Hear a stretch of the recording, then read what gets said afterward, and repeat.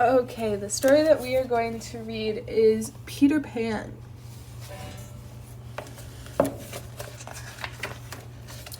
In a cozy house on a quiet street in the busy city of London, there lived 3 children named Wendy, John, and Michael Darling. The children loved to tell stories about the brave Peter Pan and a magical place called Neverland. Some people believed that Peter Pan was the spirit of youth, but Wendy, John, and Michael believed that Peter was a real person. The boys made Peter Pan the hero of their games. "Take that, Captain Hook, and that," the boys would shout. The room was quiet when the window opened and someone flew inside. It was Peter Pan. Peter and Tinker Bell were searching for Peter's lost shadow. They noisily chased it around the room, waking up Wendy. Wendy was thrilled to discover the visitors. She grabbed a needle and thread and stitched the shadow to the tip of Peter's toes so that he would never lose it again. There's them playing Neverland. And here's Peter and Wendy. Peter and Wendy is such a beautiful love story. It's a love story. Peter asked Wendy to come with him to Neverland, where no one had to grow up. She was thrilled. John and Michael thought it sounded wonderful too, but how would they get there?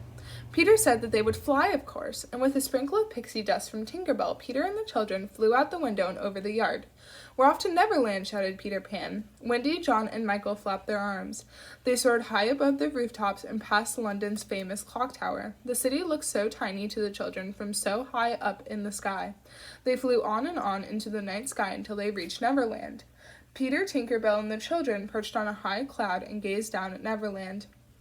Peter was excited to show them Mermaid Lagoon and Blind Man's Bluff.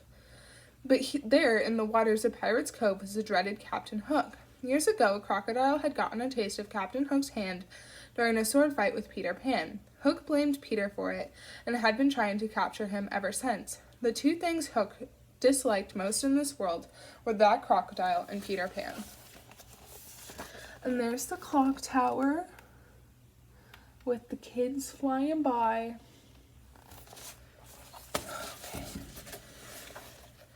The children were eager to explore Neverland with Peter and Tinker Bell, but Tinker Bell was not being nice to Wendy, so Peter banished Tink from the island for 1 week.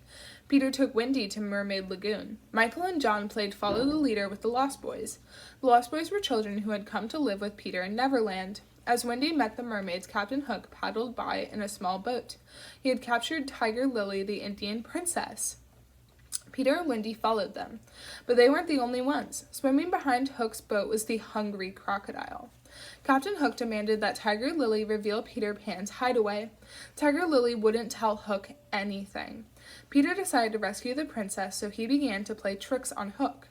Peter flew into the air, swooping and spinning. He and Captain Hook battled up and down Skull Rock.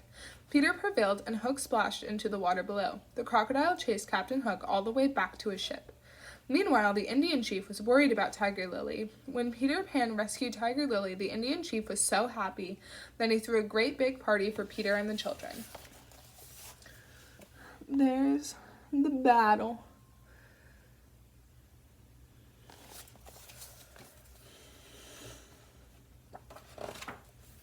Meanwhile, Captain Hook found Tinker Bell and tricked her into showing him the way to the hideout. After she did, Hook threw Tinker Bell into a glass case and locked the door.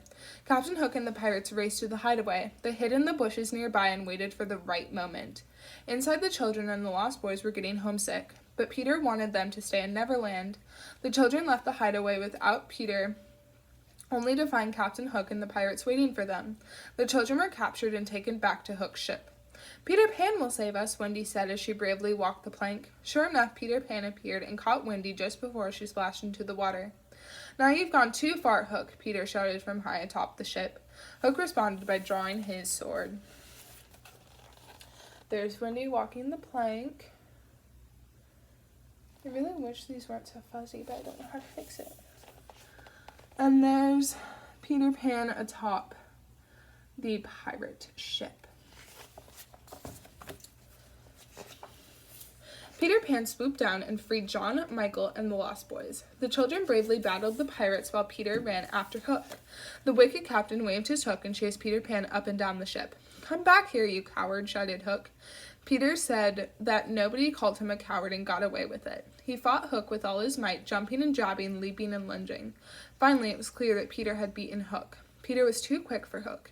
He had Hook cornered. Peter, being the good sport that he was, told Hook that he was free to go. But Captain Hook was a cheater, and he made one last jab at Peter Pan. Hook's feet slipped, and he plunged into the ocean below. The captain soon realized that he wasn't alone in the water. The hungry crocodile was waiting for him. It opened its big jaws and swallowed Captain Hook in a single gulp. Captain Hook let out a yell and pushed open the crocodile's jaws from inside its mouth. He ran right back out of its mouth and paddled as fast as he could to get away. Captain Hook raced through the water with the hungry crocodile snapping its jaws behind him. The children laughed and cheered as they watched Captain Hook swim into the distance. Peter Pan had come through and saved the day. There's Hook falling into the water with the hungry crocodile.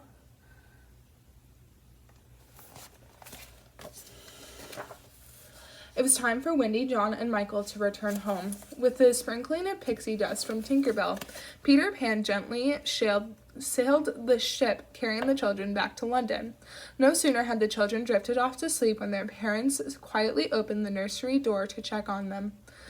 John and Michael were tucked in their beds, but Wendy was asleep at the window. Wendy yawned and told her mother and father they had just gotten back.